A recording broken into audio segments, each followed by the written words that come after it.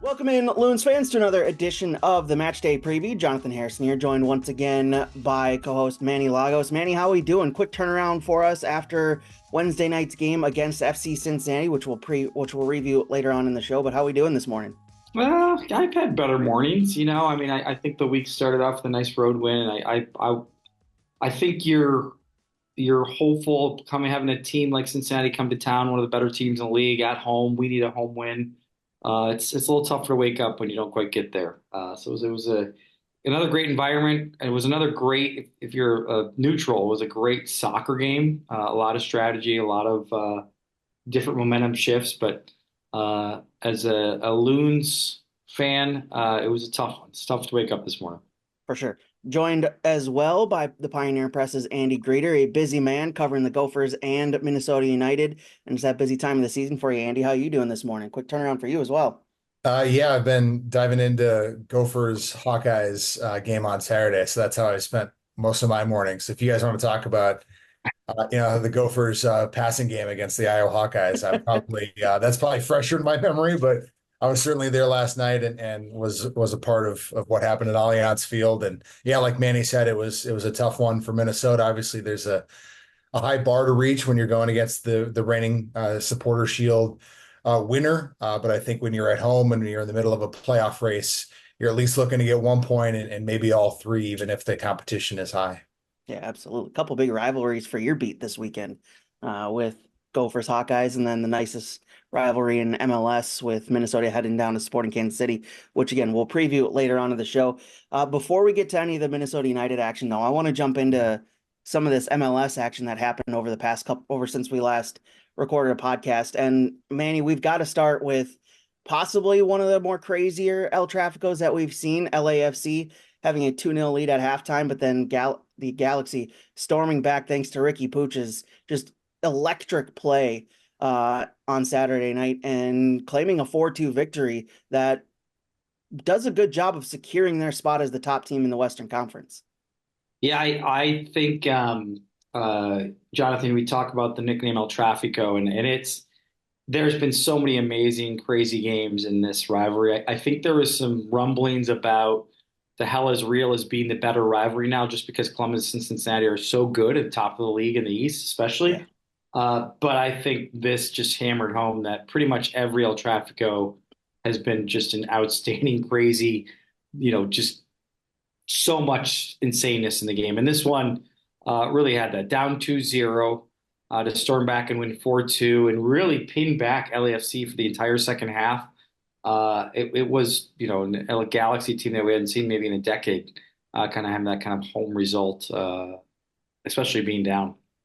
Yeah, just an impressive game, and Galaxy coming out pretty early in that second half, Andy, and scoring a couple of goals to get back into the game. And then just as Manny said, just keeping LAFC pinned back and just breaking down LAFC time after time and scoring late and getting the winner from Ricky Puig in the 86th minute. It was one of the best games of the weekend for sure.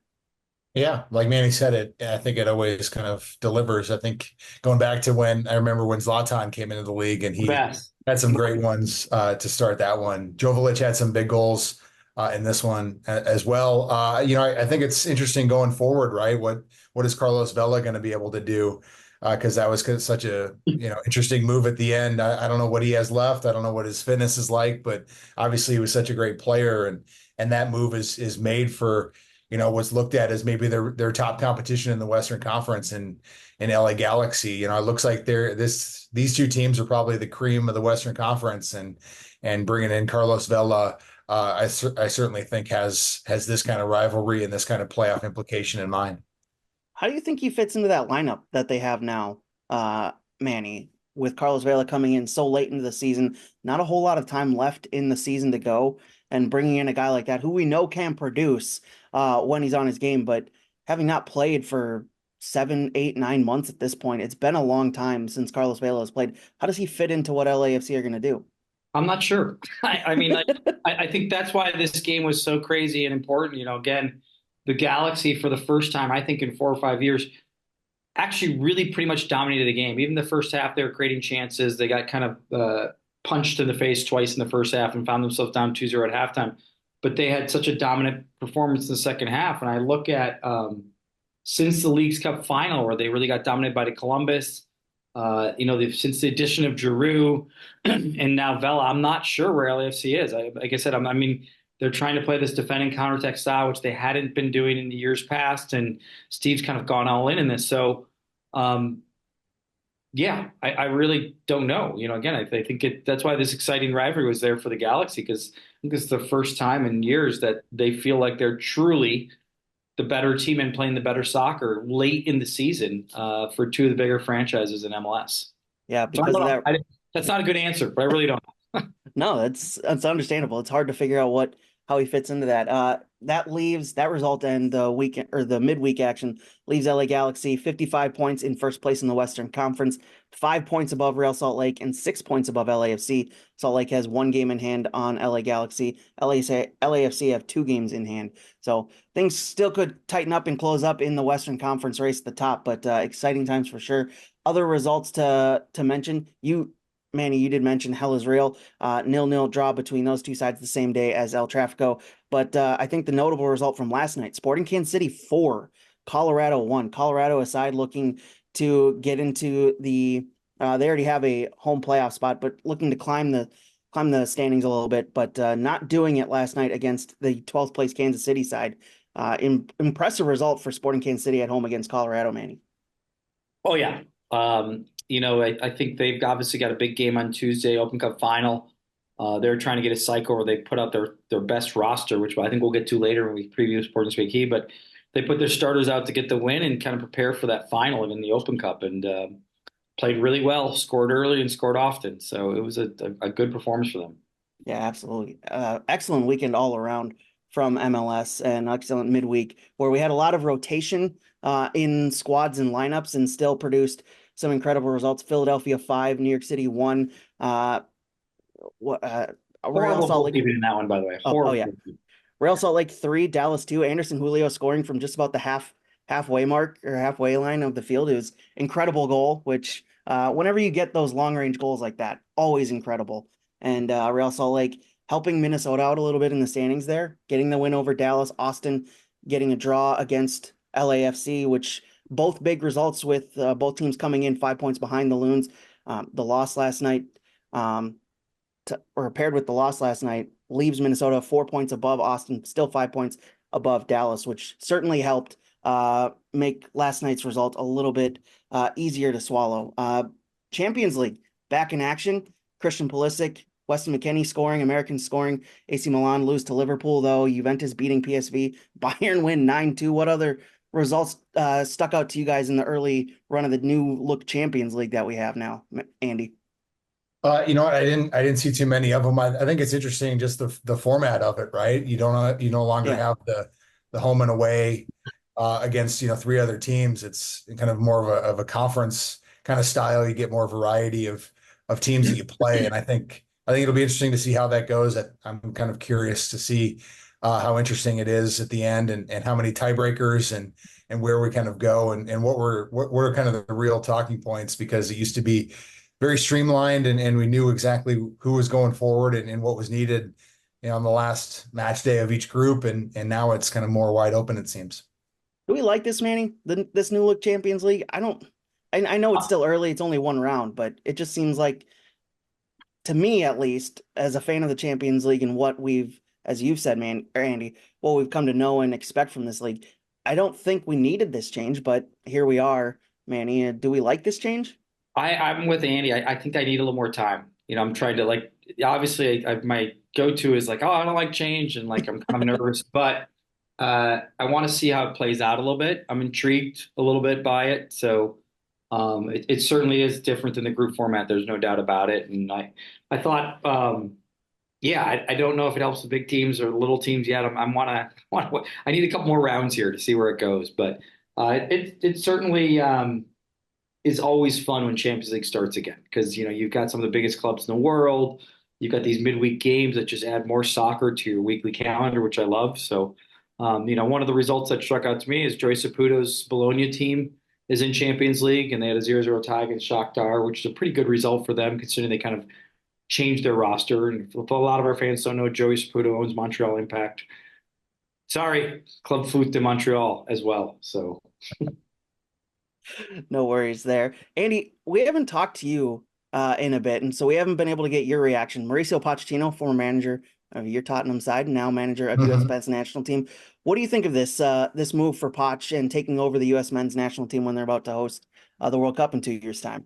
Yeah, I mean, my best experience as a Tottenham Hotspur supporter was with Poch running the team, right? They nearly won the Premier League if it wasn't for Leicester that year, and they nearly won the Champions League if it wasn't for Liverpool, I think a year after that or 2 years after that. So, he was responsible for maybe the greatest run of form that Tottenham has had, and certainly in my fandom, and certainly in kind of the recent run of the Spurs. So I think it's exciting. I think he's plays an attacking style of football that I think is intriguing for fans, and I think he's done well with development of young players. Obviously, Dele Alli comes to mind, putting Harry Kane, in the upper echelon of strikers. So I think it's intriguing to see what he's able to do, and that's probably his biggest kind of resume point is what he was able to do with Tottenham.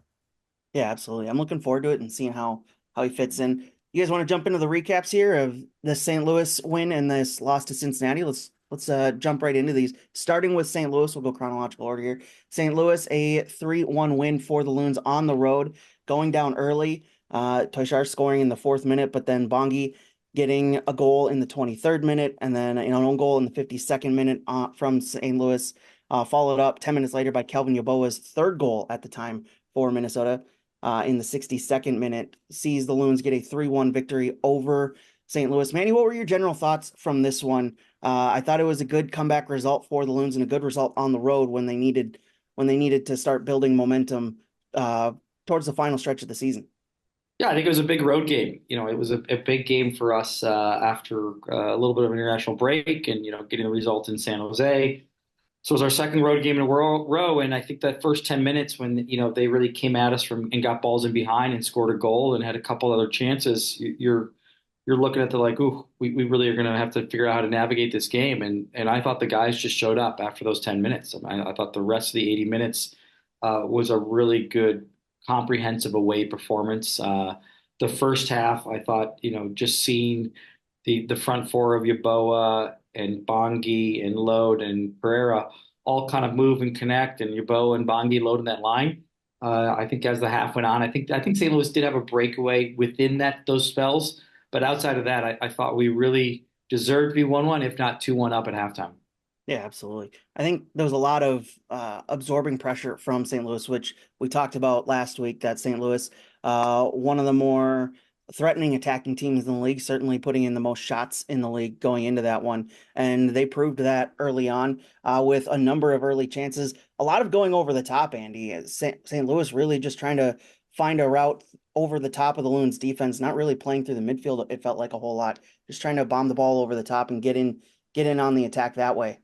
It felt like. Yeah, and I think, Dane came up with some big moments in the game, Oh, and I sure. feel like, and yeah, I think, the biggest thing that stood out to me was, like Manny said, the pace of what Kelvin and Bongi were able to do and kind of threaten in behind. I think that was really kind of the difference in the game. Obviously, it was an own goal, but it was really created by Kelvin's run and Bongi's run as well to get in there and be in threatening spots. So I think kind of weathering situations. I think Minnesota's defense has shown holes this year. So I think the fact that they're able to kind of weather things and create their own goals with their pace up front was really the difference.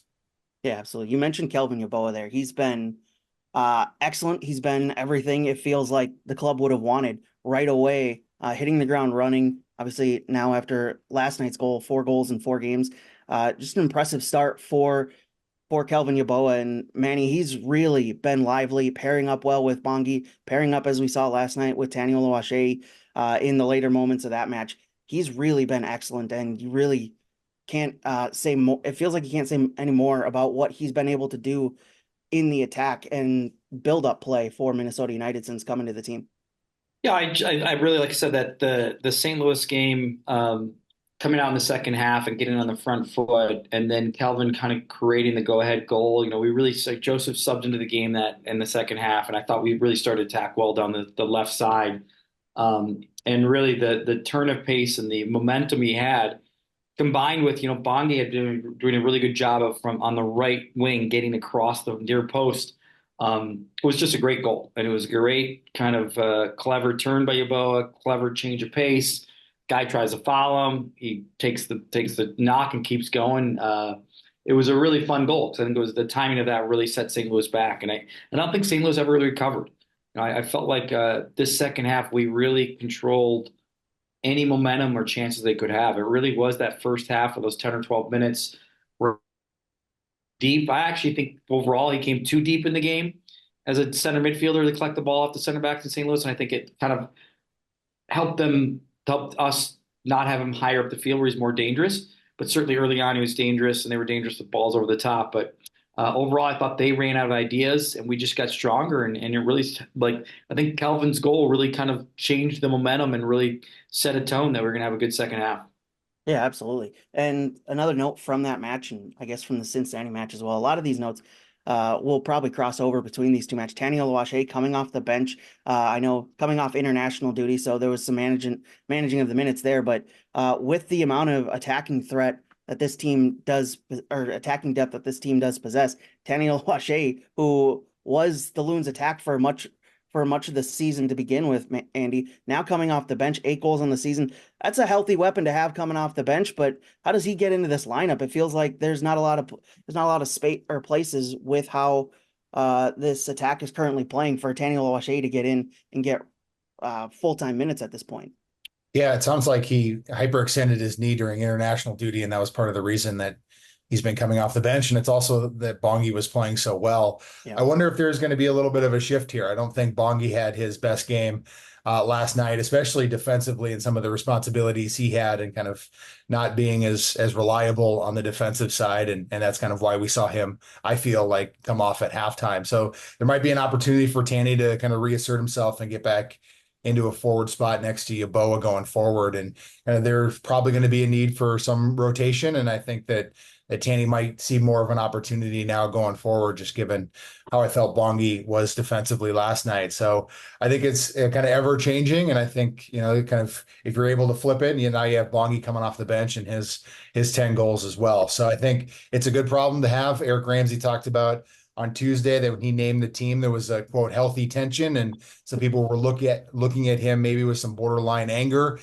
given kind of the depth that they have and how people on the team feel like they should be playing, and that's a good problem for him to have right now. Absolutely. You love having that problem, Manny, having guys on the bench that feel like they should start, because when you do put them on, as we saw with Tani Oluwaseyi the past couple games, he comes on and he's electric and creates chances and is goal dangerous almost immediately. And you saw Teemu Pukki last night as well. And I feel like we're morphing these two games together at this point. It's fine. We can make it a larger conversation among these two games and kind of just duck in and out of talking points. But it just feels like having that amount of depth and having that, having all those guys is a good thing to have, especially at this point of the season when you need every point available and every minute is going to be vital towards your playoff run.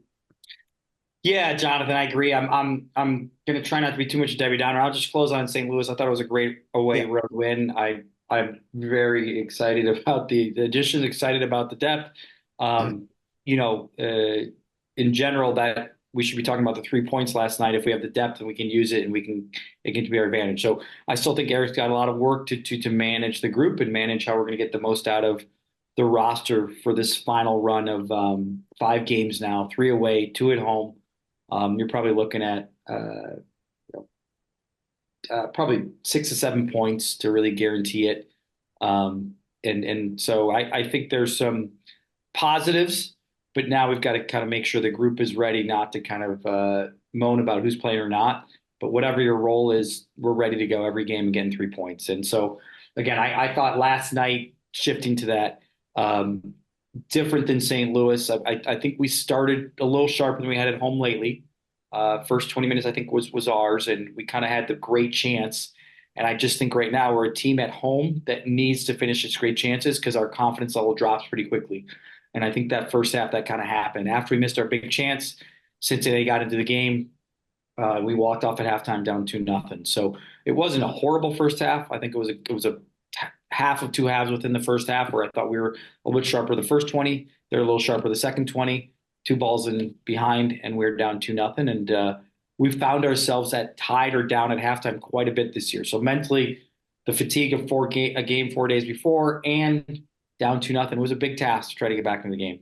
Yeah, absolutely. I mean, we talking about the FC Cincinnati game last night, a 2-1 loss to Cincinnati, where Manny, you mentioned it, the quality from Cincinnati really took over in the latter portions of that second half. And Andy, it was a difficult one to watch because you felt like there was a lot of good play in that first half, but Cincinnati just showed their quality and showed why they're one of the best teams in the league with those two goals from Kubo and Oresiano. It was two very impressive goals that you could see where they just capitalized on one or two mistakes from Minnesota United.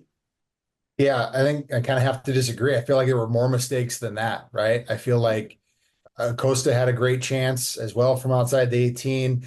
I think that there were some other breakdowns defensively that Minnesota had that kind of Dan St. Clair came up and had a couple of big saves to kind of cover over some things. And we're talking about particularly the first half. I mean, yeah, you were talking about the two big saves by Dane. Yeah, to keep us in it. Yeah. Yeah, absolutely. I kind of wonder where things are at defensively with this team, right? I think Eric Ramsey hangs his hat on being a defensive team, but I think at one point last night they had given up the 11th most goals in the league, and I think there's some issues along the back line. I think Mickey Tapias had a rough night. Obviously, his play on the first goal was instrumental in Kubo being able to get in behind. I feel like he was able to be Tapias being cut back on by Aureliano was instrumental in the second goal. And then when Eric Ramsey makes a triple change at halftime, Mickey Tapia stays in the game because there's literally no one at center back to be able to come into the game, given the fact that Jefferson Diaz is playing right back and he's their third center back. And they have had issues at right back with Matus Komet not being able to be ready to play and DJ Taylor not being in the team. So the defense is really stretched and they don't have quality depth at those spots. When you have a rough game, there's nowhere else to go when you're making a triple change, and defense is maybe the biggest problem that you had in that first half.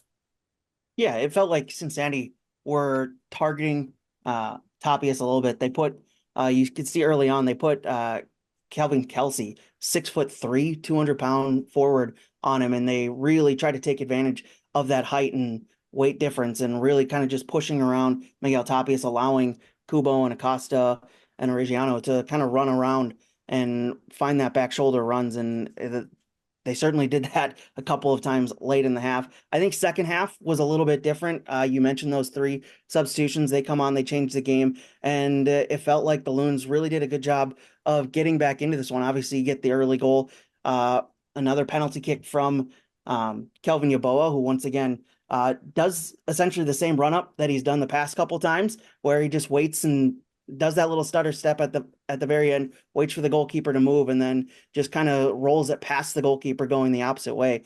And the Loons really, it felt like, at least to me, I may be wrong, it's a very quick early turnaround for me. And you guys, it felt like the Loons really started to take over in that second half and should have had a second goal, but finishing chances just weren't there for them last night, Manny.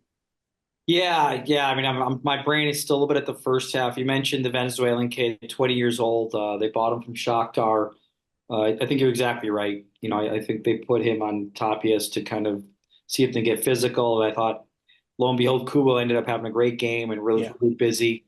Acosta was in and out for me, actually. I thought he had good moments, but he was a little bit. And I don't want to use the wrong word. I felt he was a little bit tired and whiny. Maybe he was feeling the effective legs. And I really do think the play of the first half, guys, was our breakaway. And it was great to see Pereira break three. I think, you got a player that hadn't played in 2 months, played Saturday, and those kind of plays are probably there's a little bit of fitness involved in when you make a decision to shoot a little bit early.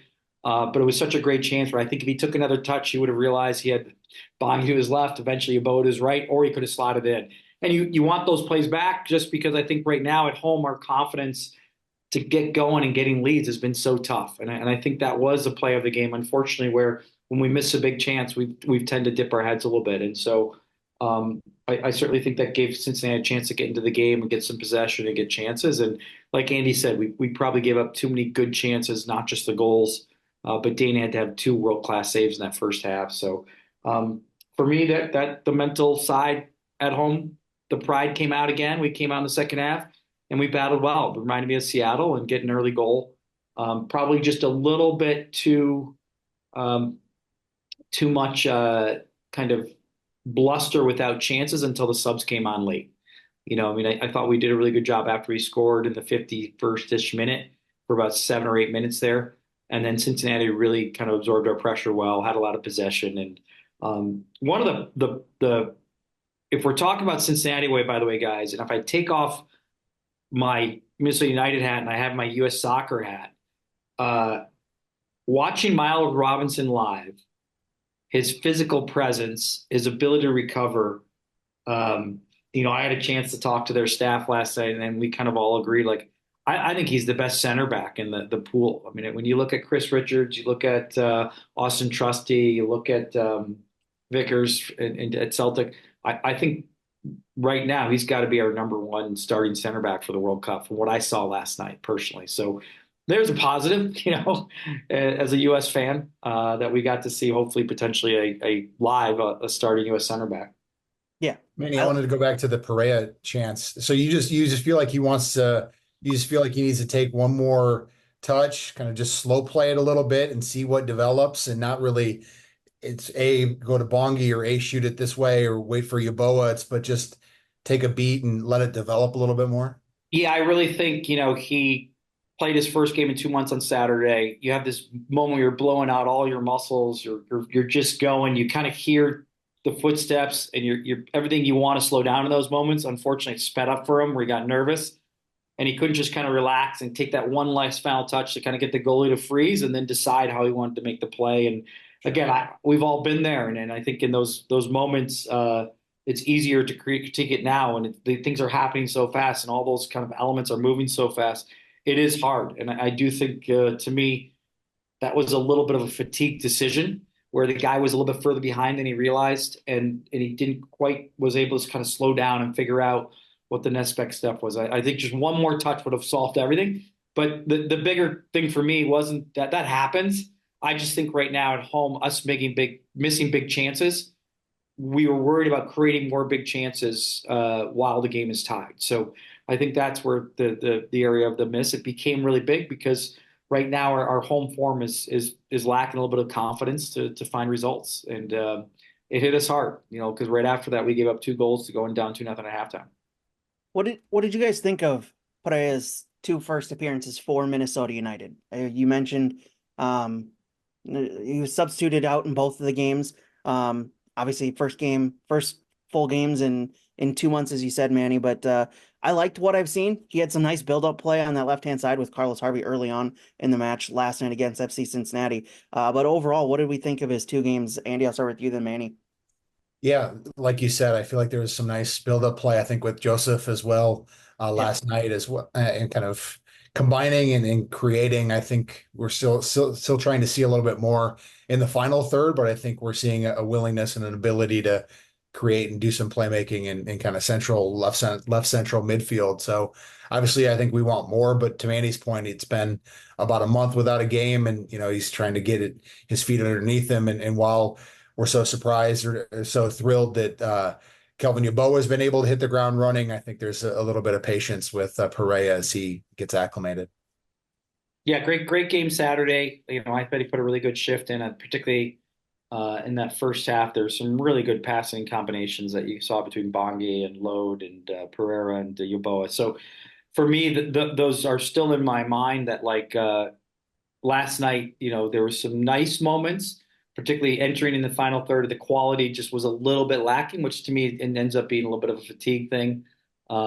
It's exciting. Like I said, he's somebody that can break lines with passing, and he's got these nice moments where he can get in good spots in the field.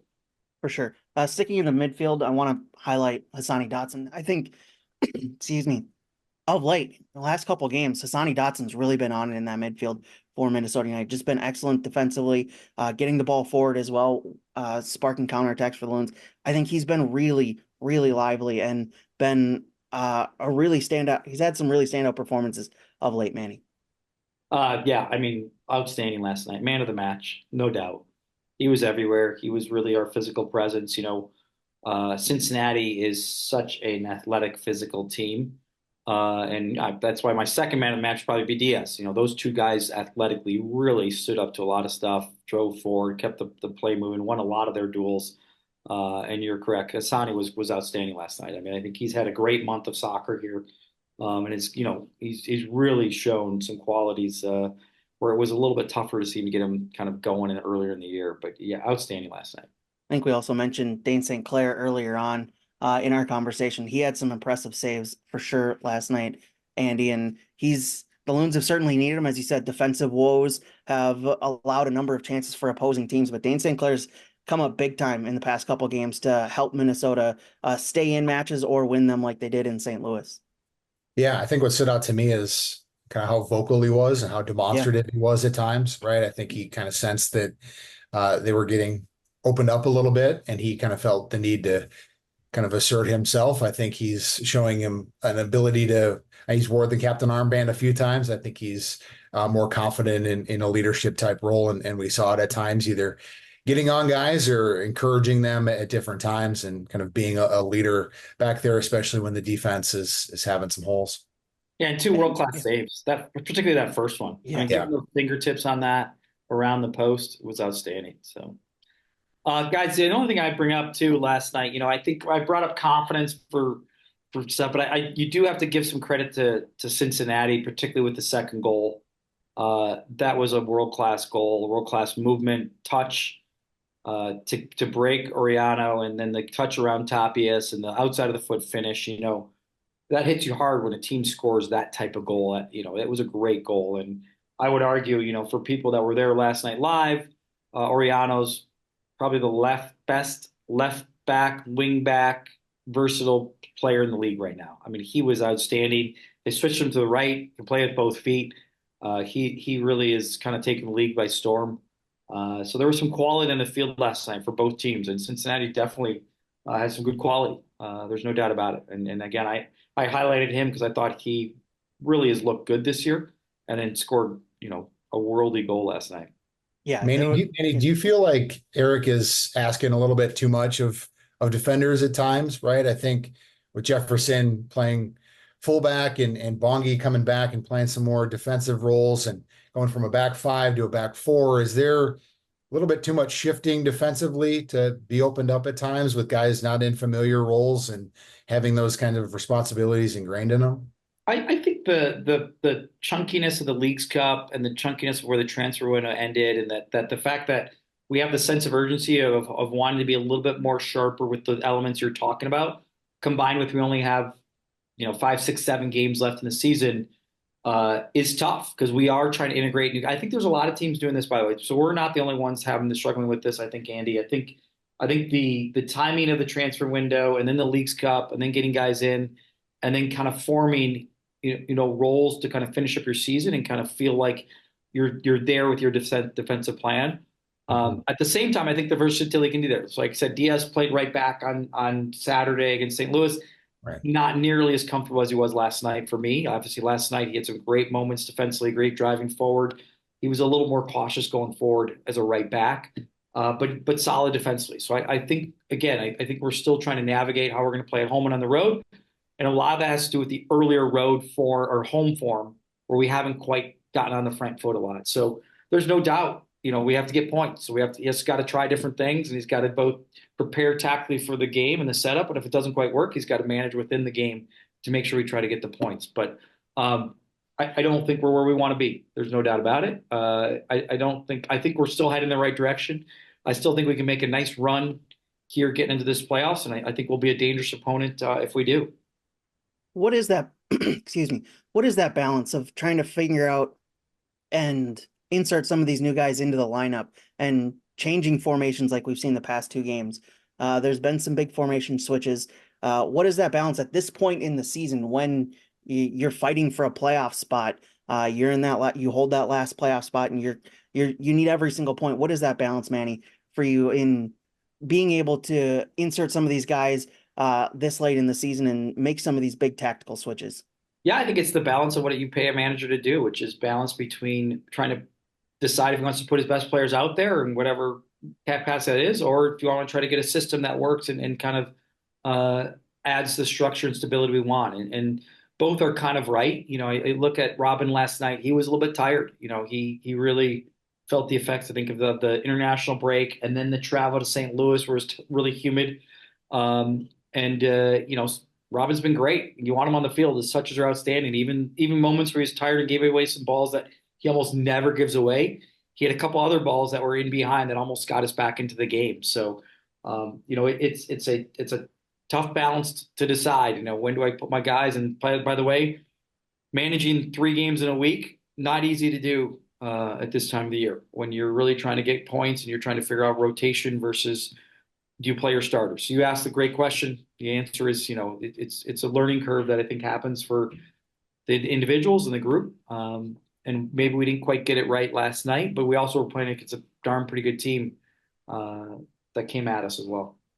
By the way, did you guys realize Michael Boxall had a jumping back heel in his bag that he could just pull out late in the match? What a play by their defender too. I mean, all of that. I think you do give a shout out. You mentioned it, Jonathan, earlier. Pookie came on ready to play. He had some great touch and energy. Fraga picked the top corner. Some outstanding, and Fraga was a part of that outstanding little sequence triangle that were Michael Box with a gorgeous touch. I actually think Diaz's strike was really good, and what a play by the Cincinnati defender. I mean, really a game-saving 2 points for them, blocked by him. You think Diaz was a little surprised that the ball was landing massively like that? Yeah, massively. I can't imagine he's expecting Michael Boxall to pull off that little flick like he did there was last like a night. freeze. I think the entire players in the entire box were like, "Oh my God, what just happened?" It was like slow motion. And then the only 2 guys woke up were Diaz, who took the strike, and then I can't remember who was their defender that blocked it, but great block by him. Yeah, absolutely. Also want to give a shout out to Zarek Valentine, joined us on the radio broadcast last night once again. And I think, Andy, it was you who wrote the story earlier this season about him jumping in the broadcast booth. He was excellent, pointed out a lot of stuff that we normally don't get. And he was outstanding in the broadcast booth. And if he's available for the rest of the season, looking forward to having him in the booth with us, pointing out Franco Fragapane, as you mentioned, Manny, had an excellent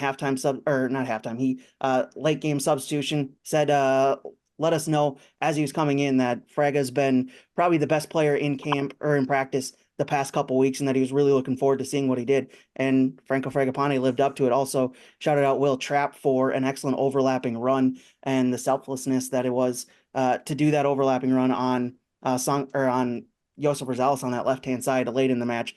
And Will Trapp also had an excellent performance, but just want to give a big shout out and thanks to Zarek Valentine for jumping in the broadcast booth with Dan Terrar and myself. He was outstanding last night on the call.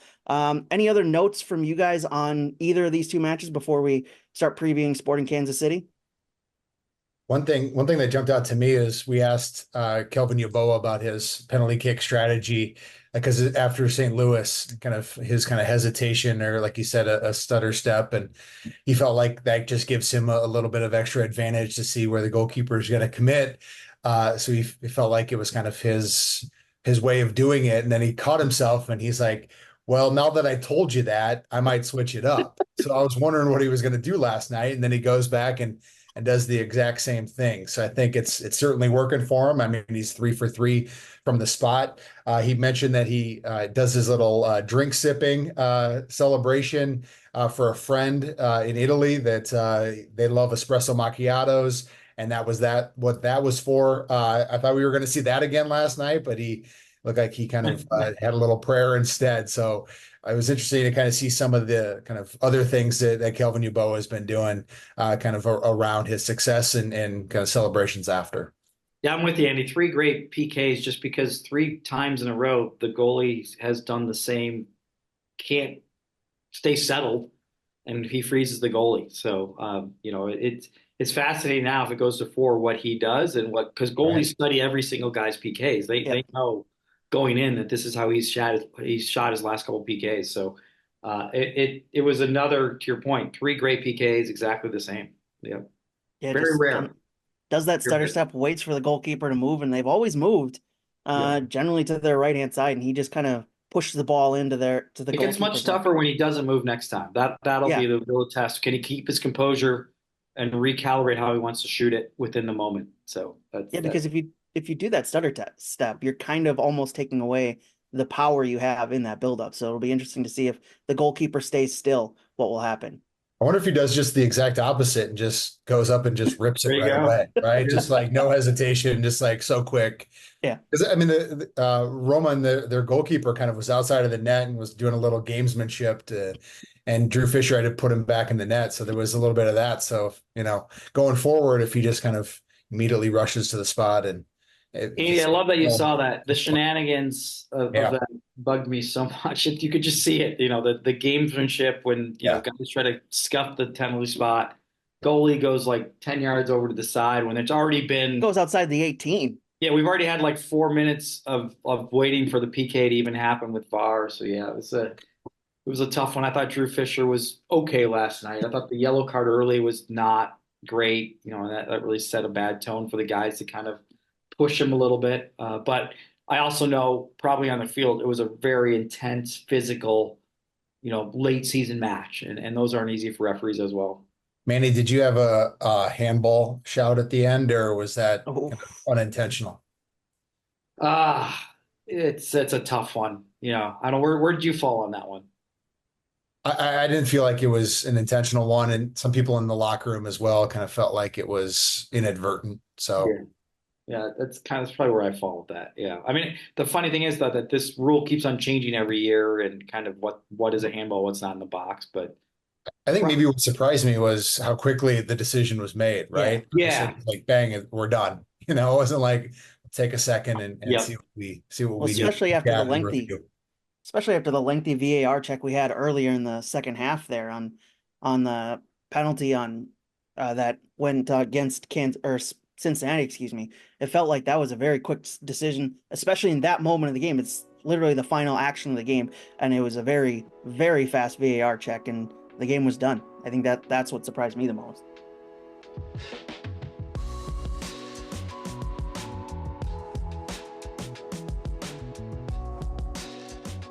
Just because the Loons are away doesn't mean you have to watch the match from home. With Loons Watch Spots presented by Coors Light, you can find a piece of that Allianz Field atmosphere at some of your favorite Twin Cities locations. Check out the full list of locations and upcoming watch parties at MNUFC.com/Loons Watch Spots.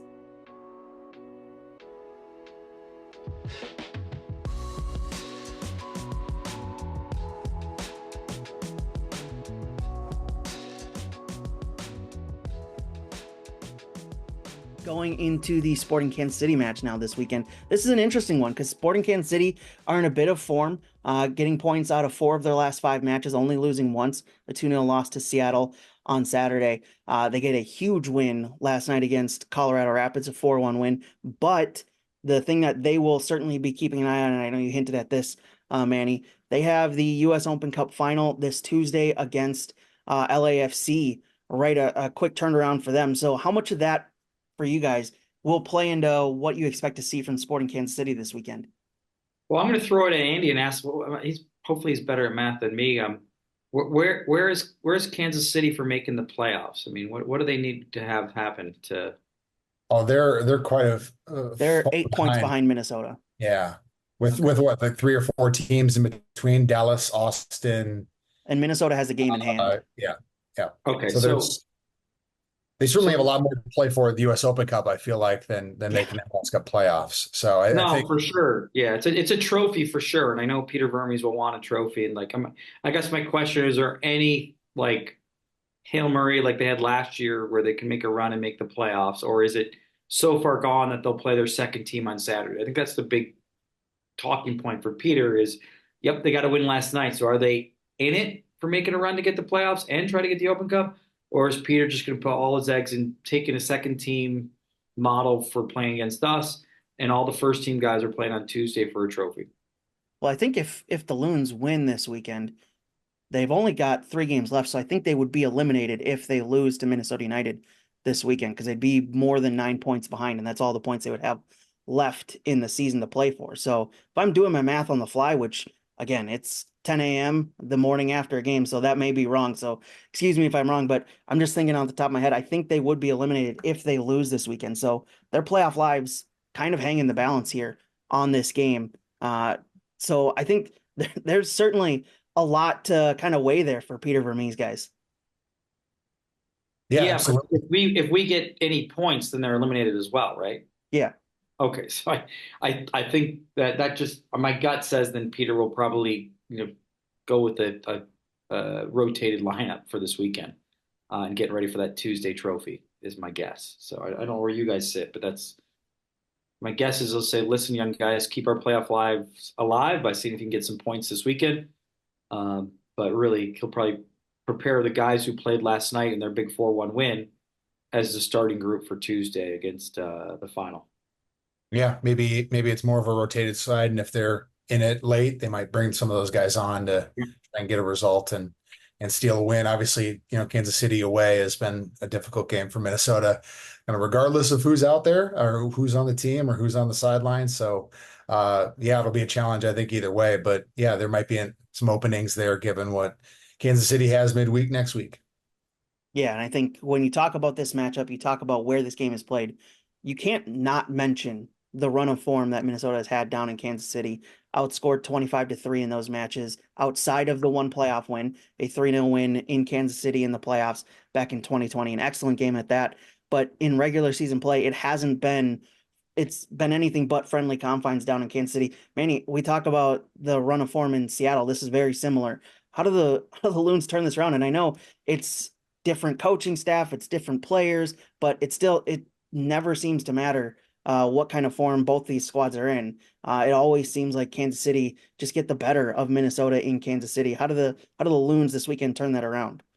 Yeah, I mean, I think it's the adversity has hit us this week. In that I was hoping that we were going into this game already with 6 points for the week, and we'd be relaxed and we would be kind of like ready for our road form to continue. But the reality is the adversity of last night. Now, I just think we have to embrace that. We had a tough home loss. We need the away win again, and how we've been playing on the road has been kind of what's been our year. We've been a great road team this year, so I think dealing with last night, getting recovered, getting us ready for like you said, mentally a place that for some reason we just don't play and perform well on both sides of the ball. So ultimately, the chance of winning starts with us making sure that we're organized, we're structured, we're compact, we're ready to defend for 90 minutes, and then we're ready to take our chances on the road, which we've done pretty well this year.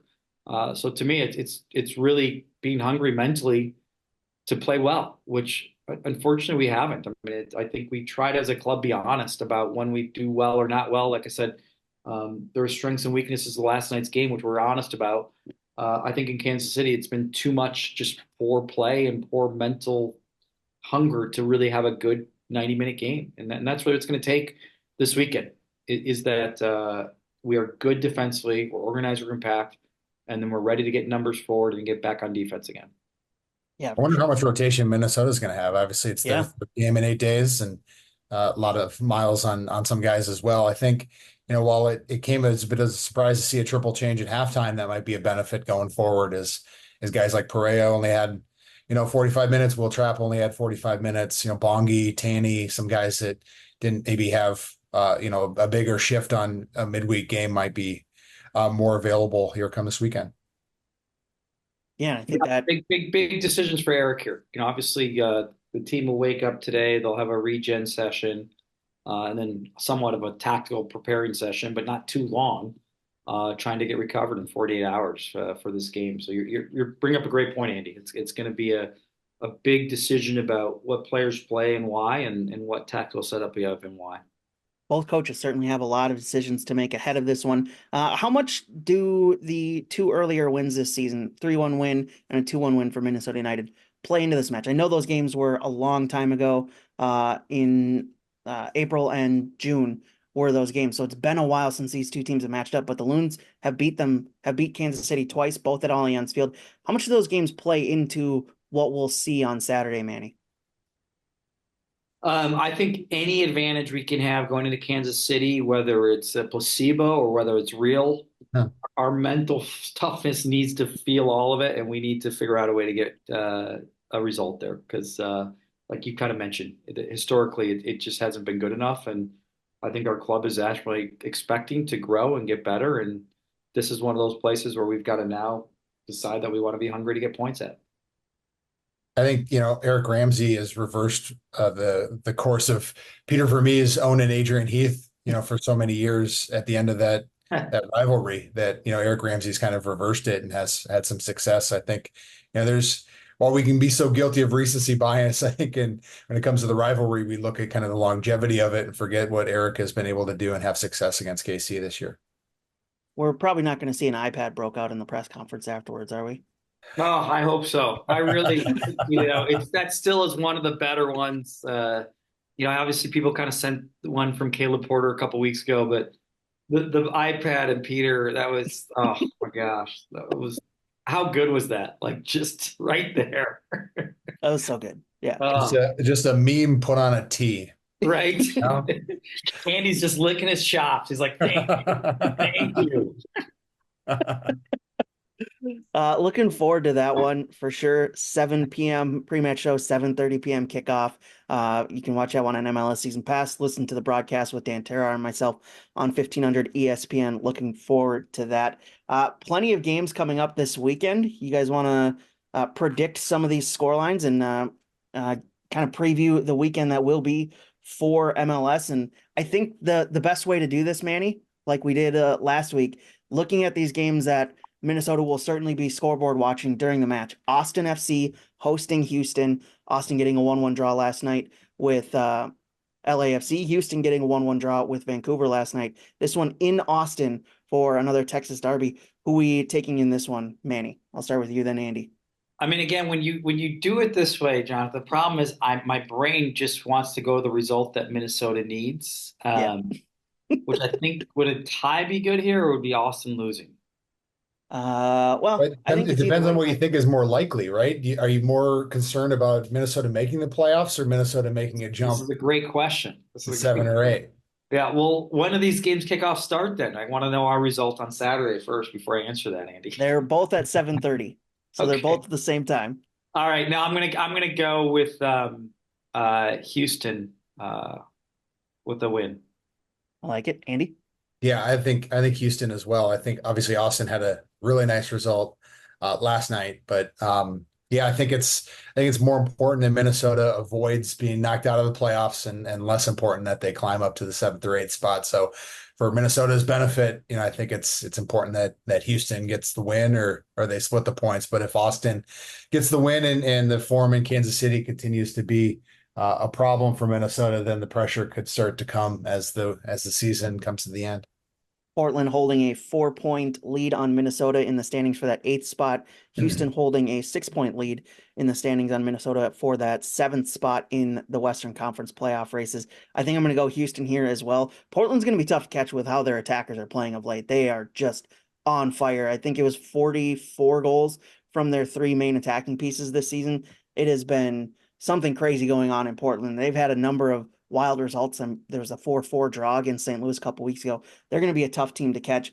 Another game that we'll be watching same time, so you won't be able to wait and see this result later.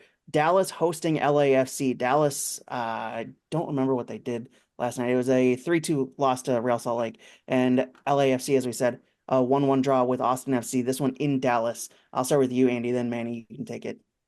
Yeah, I think LAFC. I think it'd be interesting to see, like we talked about at the beginning of the show, what Vela's role can be in this one. But Dallas and Austin are the 2 teams chasing Minnesota. But I think LAFC has too much quality, and we'll see what Vela's role is. But I think it'll be LAFC.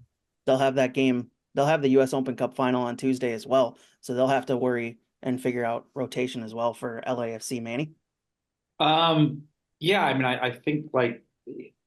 The drama here is LAFC is officially something's going on. they're now really in a rut. And so I think they probably will get out of the rut in Dallas, particularly given Dallas's form for the most part this year. So I'm going to go LAFC as well. But this is a big game for LAFC. I think for their psyche going into this latter half of the season and not picking up points and dropping down the table will, I think, hit them hard in the playoffs. Yeah, they've got 2 games in hand on LA Galaxy. They have a lot of games to play over the final stretch of the season. So they'll have to collect as many points as they can if they want to close that 6-point gap to the Galaxy, who already locked up a playoff spot. I think I'm going LAFC here as well on the road. The final game that I want to get your guys' thoughts on, Real Salt Lake hosting Portland. As we said, Portland, a 4-point gap on Minnesota for that 8th spot in the Western Conference playoffs. If the playoffs started today, be a wild card round between those two teams out in Portland just a couple of days after the season ends, which would be an exciting game out in a great atmosphere. But this one in Salt Lake, who are coming off that 3-2 win over Dallas last night. Manny, you can start on this one. Real Salt Lake, Portland. Yeah, I'm going to take RSL. So, I mean, both teams have quick turnaround, big game, and RSL hadn't been that sharp in the last 5 games. Got a big win on Wednesday. I think they're going to use that momentum against Portland on Saturday. Andy? I'm gonna go Portland. To Jonathan's point about their goal scorers, Evander, and I think they hung 4 on LA Galaxy last night. So I think Portland is maybe in a little bit better form. Yeah, and we know Real Salt Lake has kind of been stumbling a little bit, although they did get a key win last night to jump them up to 2nd place in the Western Conference standings. I think I'm going to take Portland as well. Their attack is just on fire. It feels very unstoppable at the moment with the results they've been putting in. So I think I'm going to take Portland on the road here in that one.